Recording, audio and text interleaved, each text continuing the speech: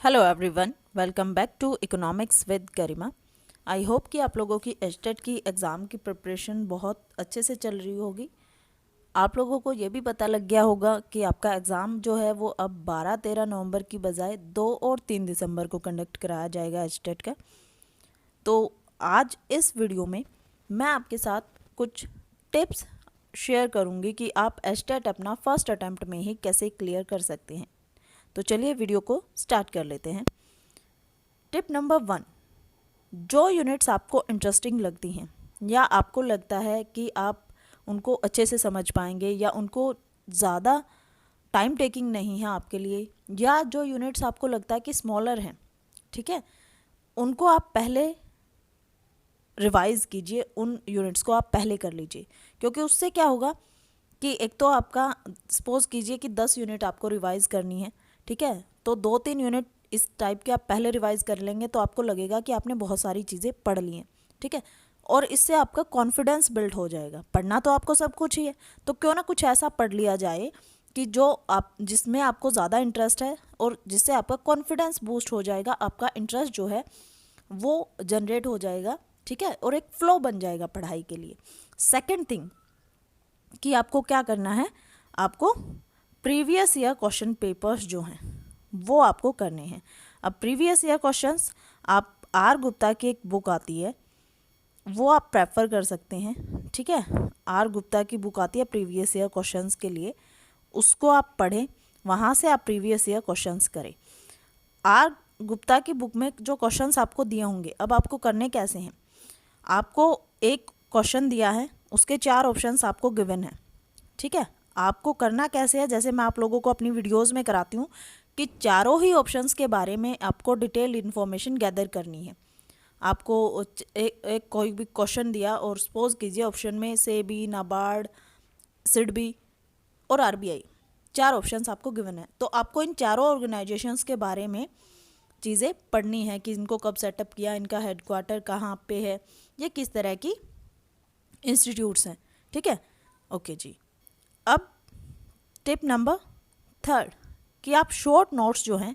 वो मेंटेन करें quick revision के लिए। देखिए बहुत सारी चीज़ें ऐसी होती हैं प्रीवियस ईयर क्वेश्चन पेपर्स से आपको पता लगेगा कि वो चीज़ें बार बार रिपीटेशन बेस पे पूछी जाती है, या आपके नोट्स में वो चीज़ नहीं है but previous year question papers को आपने सॉल्व किया तो वहाँ से आपको लग रहा है कि ये चीज़ इंपॉर्टेंट है, आप उनके शॉर्ट नोट्स बना लीजिए A4 साइज़ पे।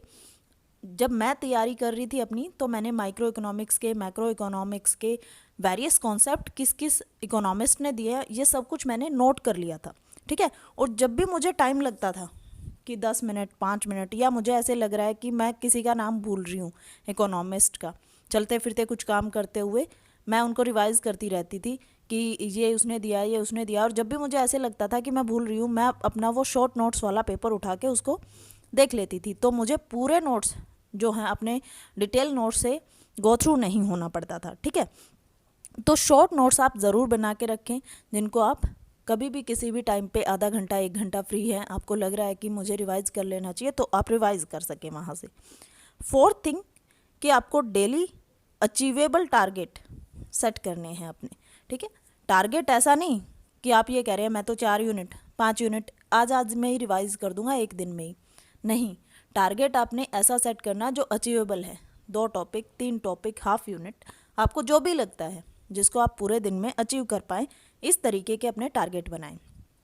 ठीक है। प्लस आप वीकली टारगेट्स भी बनाएं कि एक वीक बाद मैं हिंदी में, माइक्रो इकोनॉमिक्स में, इंग्लिश में, रीजनिंग में क्या क्या रिवाइज कर चुका हूँ, उसको फिर सब पार्ट्स में करके आप डेली अपने टारगेट्स में अपने गोल्स के अकॉर्डिंग उसको डिवाइड कर लें, ठीक है। फिफ्थ थिंग आपको जो ध्यान में रखनी है, आपने कंसिस्टेंसी को मेंटेन करके रखना है। आपने ऐसा नहीं करना कि एक दिन आप पढ़ रहे हो 4 घंटे, फिर अगले 2 दिन आप कुछ भी नहीं पढ़ रहे हो, तो वो जो कंसिस्टेंसी है वो आपकी ब्रेक हो जाती है यहाँ पे। चाहे आप पढ़े 1 घंटा,